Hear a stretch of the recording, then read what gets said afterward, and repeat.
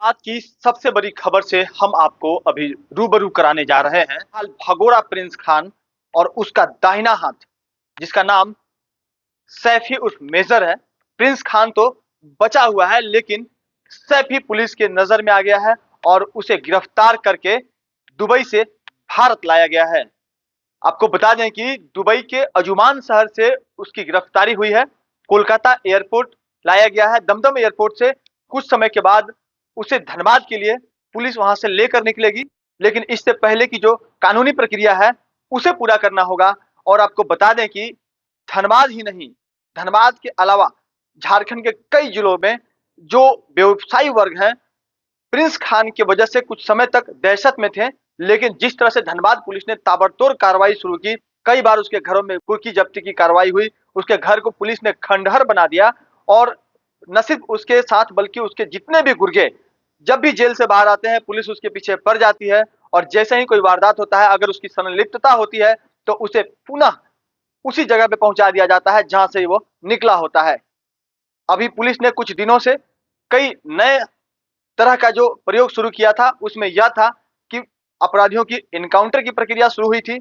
एक नहीं, दो नहीं, कई इनकाउंटर की घटना हुई और पुलिस ने अब तक अपराधियों के टांग में गोली मारी थी। लेकिन धनबाद एसएसपी ने कह दिया था कि अब की बार अगर फायरिंग किया, गोलीबारी की, तो गोली जो है वह 2 फीट ऊपर लगेगी। यानी कि अब की बार सीधे अपराधियों की ही खोपड़ी खोलने की बात पुलिस ने कह दी थी। लेकिन अगर हम पिछले कुछ दिनों की बात करें तो 2-3 और फायरिंग के मामले आए हैं और पुलिस भी लगातार इस मामले में कार्रवाई जो है कर रही है। लेकिन सबसे बड़ी कार्रवाई अगर हम कह सकते हैं तो वह यह है कि दुबई से प्रिंस खान का दाहिना हाथ कहा जाने वाला सैफी यानी कि मेजर को पुलिस ने गिरफ्तार कर लिया और उसे प्रत्यर्पित करके भारत लाया गया है। और बहुत जल्द उसे धनबाद लाया जाएगा और उसके बाद उसके आगे की जो कार्रवाई होगी और पुलिस उससे जब पूछताछ करेगी तो प्रिंस खान के बारे में, उसके बचे हुए नेक्सस के बारे में, उसके जो व्हाइट कॉलर मित्र है उसके बारे में और जो जो नेक्सस उनको सहयोग पहुंचा रहा है उसके बारे में अहम जानकारी मिलेगी। एक तो और बात है कि प्रिंस का जो नेक्सस है पूरी तरह से ध्वस्त करने की ओर पुलिस बढ़ चुकी है, लेकिन थोड़ा सा कहीं ना कहीं जो सहयोग नहीं मिल पाता पुलिस को समय पर, जिसके वजह से उसे थोड़ा बहुत बल मिल जाता है।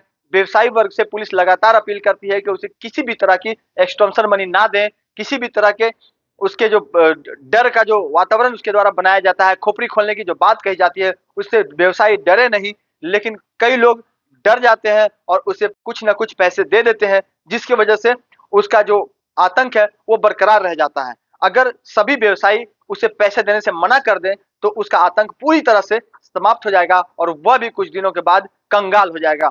बहरहाल धनबाद पुलिस की जो कार्रवाई है, आपको हम उससे लगातार रूबरू कराते रहेंगे और इस मामले में जो भी आधिकारिक पुष्टि होगी उससे भी हम आपको रूबरू कराएंगे। हमने अभी तक जो भी कहा है वो तमाम चीजें सूत्रों के से मिली जानकारी के अनुसार है और पुलिस की जो फुटेज आ रही है वह भी हमें सूत्रों से ही मिले हैं। सहयोगी रोशन के साथ राजकुमार जायसवाल, 11 स्कोप धनबाद।